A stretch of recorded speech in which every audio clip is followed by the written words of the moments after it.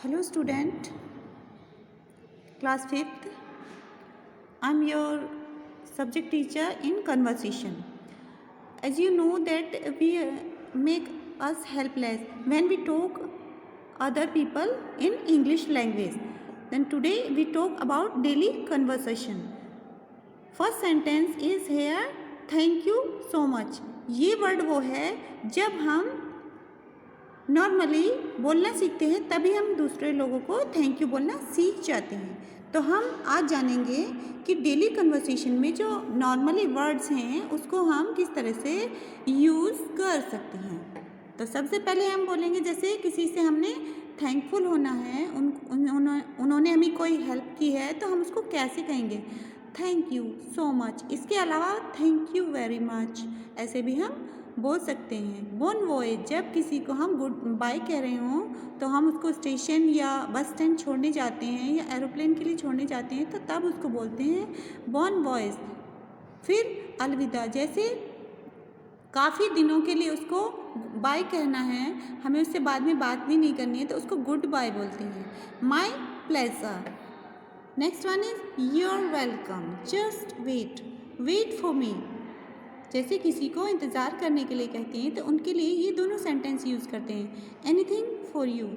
अब जैसे reception counter पर कोई हेल्पलेस है तो वो उसको कुछ भी हेल्प चाहिए तो रिसेप्शन काउंटर हर जगह होती हैं, रेलवे रिजर्वेशन, स्कूल, बैंक, हर जगह।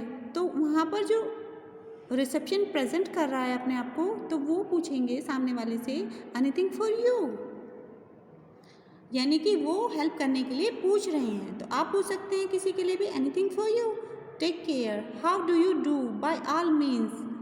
तो यहाँ बाय ऑल मीन्स यानी कि हर हाल में। आप जैसे क्वेश्चन आप करें कि anything for you and I want to help you by all means.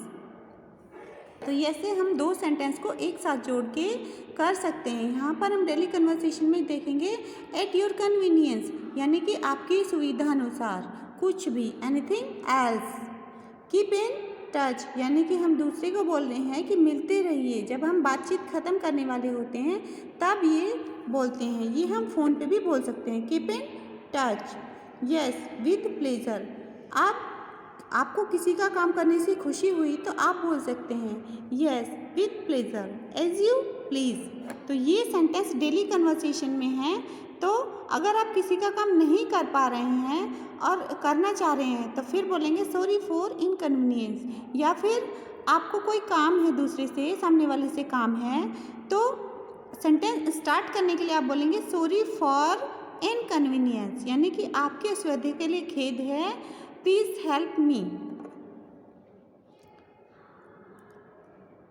My humble apiology, यानी कि मेरी विनम्र क्षमा याचना है। जैसे कि हम किसी को अपना हेल्प करने के लिए रिक्वेस्ट कर रहे हैं, वो मान नहीं रहे हैं तो हम एक अलग वर्ड ही यूज़ कर सकते हैं, my humble apology. Yes a whole hearted support, हाँ एक हार्दिक सहयोग, यानी कि दिल से धन्यवाद देने के लिए उसको बोलते हैं, या a whole hearted support. Wait for sometimes, थोड़ा ठहरिए। हम किसी को रुकने के लिए बोलेंगे तो ये सेंटेंस हम बोलेंगे वेट फॉर समटाइम्स प्लीज़।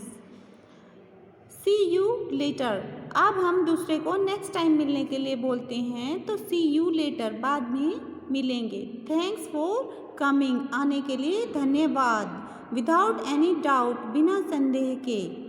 तो ये कुछ ऐसे सेंटेंस हैं जो हम डेली लाइफ में एक दूसरे को बोल सकते हैं। तो स्टूडेंट, आप जब भी एक दूसरे से कन्वर्सेशन करेंगे तो आप इन वर्ड्स को अपनी नॉर्मली लाइफ में यूज़ करेंगे। और लास्ट में थैंक फॉर हेल्पिंग, जब हमारी कोई हेल्प कर चुका हो तो उसके लिए हम ये बोलेंगे। हम क्या बोलते हैं, थैंक यू, थैंक्स। केवल एक वर्ड से काम नहीं होता, थैंक्स फॉर हेल्पिंग एक न्यू क्लेवर हमारे सेंटेंस में आ जाता है। थैंक्स फॉर द हॉनर, सम्मान के लिए धन्यवाद, यानी कि जब कोई आपको रेस्पेक्ट दे रहा है तब ये सेंटेंस बोलेंगे थैंक्स फॉर हॉनर। और थैंक्स फॉर हेल्पिंग तब कब बोलेंगे, जब आपकी किसी ने हेल्प की है और बाद में आप उसको थैंकफुल नोट दे रहे होते हैं।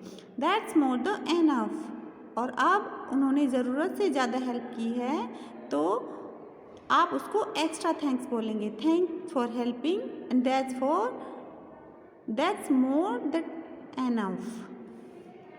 नॉट द लीस्ट, जरा सा भी नहीं। ये सेंटेंस हम तब बोलते हैं जब हम किसी की हेल्प ना करना चाहें या किसी का काम ना करना चाहें या हमें और मदद की ज़रूरत नहीं है। नॉट द लीस्ट, हम किसी की हेल्प ना लेना चाहें तो हम ये सेंटेंस उसको रिक्वेस्ट के तौर पर बोल सकते हैं। हार्डली मैटर्स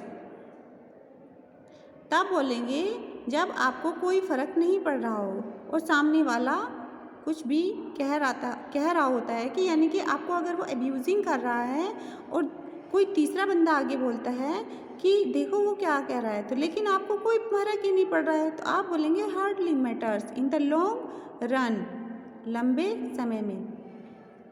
तो आपने यहाँ पर देखा कि कितने सारे सेंटेंस है पेज नंबर 14 पर। तो फ्रेजेस यूज्ड इन कन्वर्सेशन, तो आप स्टूडेंट ये सारी फ्रेजेस अपने डेली कन्वर्सेशन में यूज करेंगे। उसके पहले आप इन सेंटेंसेस को अच्छे से रीड करेंगे। Okay, have a nice day.